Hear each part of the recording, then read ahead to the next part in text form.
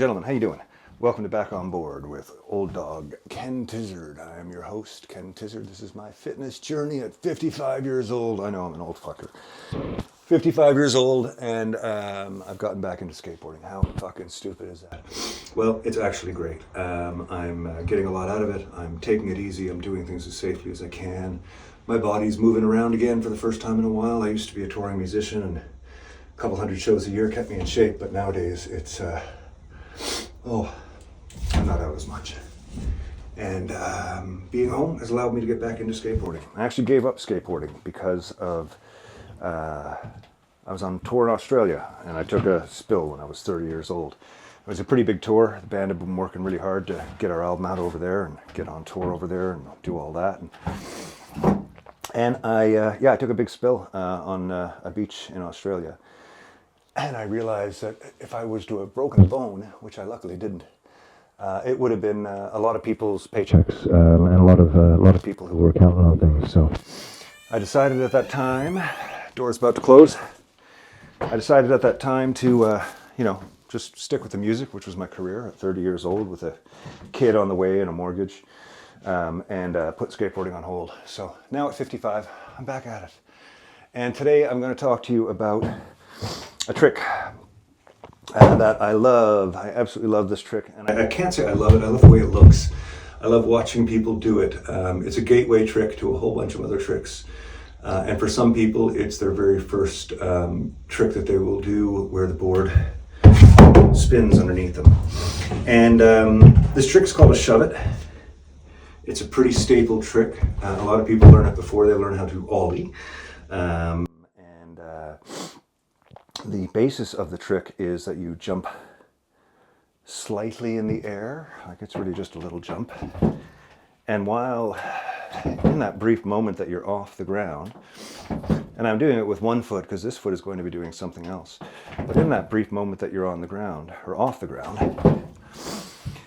this other foot is going to do a motion that looks like this. Okay? It's down and back, but it's done really fast. So I'm on carpet here, and I'm not using a lot of energy, but the idea is to get the board to flip 180. The idea is to get the board to flip 180. I haven't done this part of the exercise in a while, but I spent a lot of last summer doing just what I'm doing right now. And the fear element, the actual jumping, spinning, landing on the board, that and dropping in last year were my two big things, and I managed to get both of them. Dropping in, I did, even though it was a tragedy, but I did some smaller drop-ins and I got over the fear of it. And this one here, like I say, it's one of those fear-based things.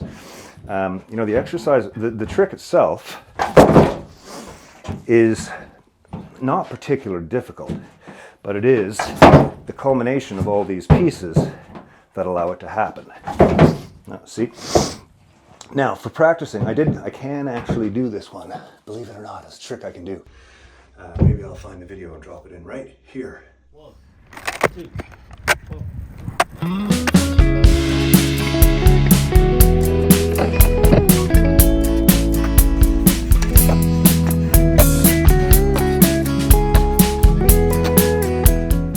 Boom, see, I told you I could do it. But over the winter, I've been working on a lot of things, but when I come to Shuv-Its, I like using the rings again because it's just kind of safe in here. If I fall back, I'm not going to hit my head or reach out and grab an elbow or an arm in one of these sharp corners. So the execution of a Shuv-It, again, this foot is going to do a little hop, boop. While this one is hopping, this one goes down and scoops back. And it does it with enough force that the wheels actually kind of spin on the ground. So ideally, you want it to just kind of do that. Again, the parts to remember are this swooping motion, which you can practice over and over again. Believe me, it does help, even though it doesn't look like it right now. And then the Shuv-It itself, of course, using your rings to help you out while you're first going at it. Front foot over the bolts and it's going to kind of land in the same place over the bolts. Back foot, toes just kind of, I pushed my toe on the bottom of the shoe and I can just feel it kind of gripping just around the edge like that, which I'm learning is a pretty important part of the whole sort of freestyle thing. That sort of toe grabbing of the board. Okay, I'm so focused on this right now, I don't even know what I'm doing. So again, practice these. If you're out on the ground, concrete, okay, I'm gonna talk again.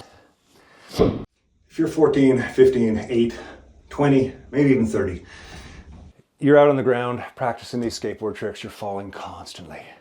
It's part of the sport, I know it. At 55, life situations are different, as well as our health is different.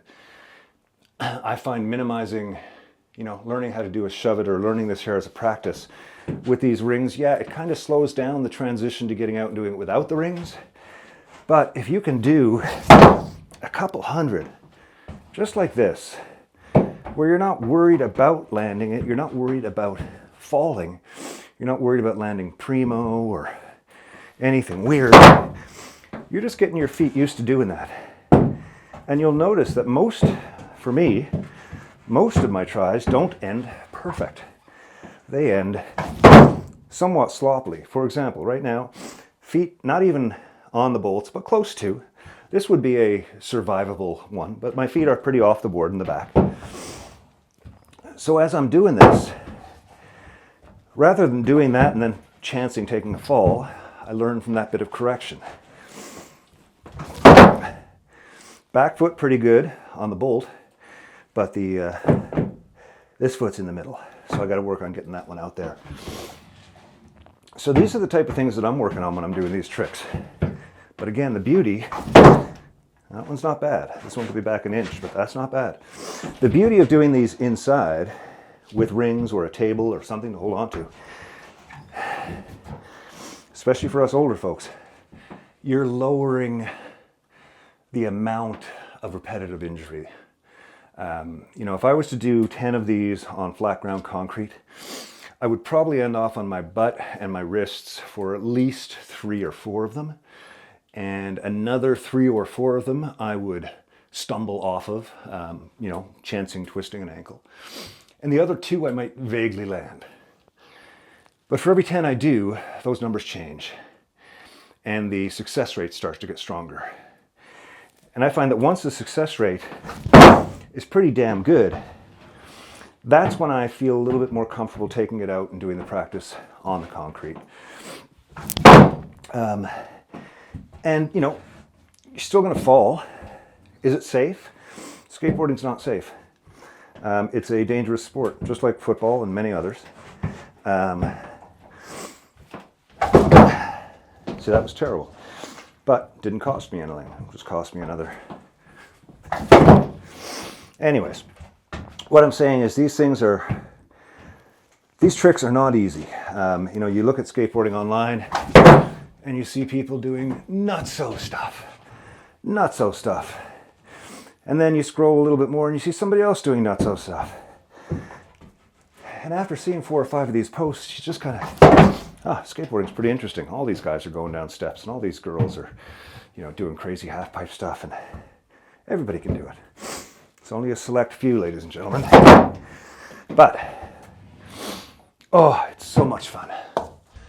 It is so much fun.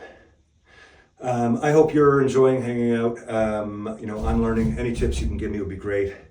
This is really just a exercise routine that I've came up with for the winter, just to kind of help myself through. Just doing repetitive stuff indoors. Looking forward to getting out again in the spring. The worst shove-it ever. See that? Rings. Right there. Okay, ladies and gentlemen. I believe that was episode 23. Okay.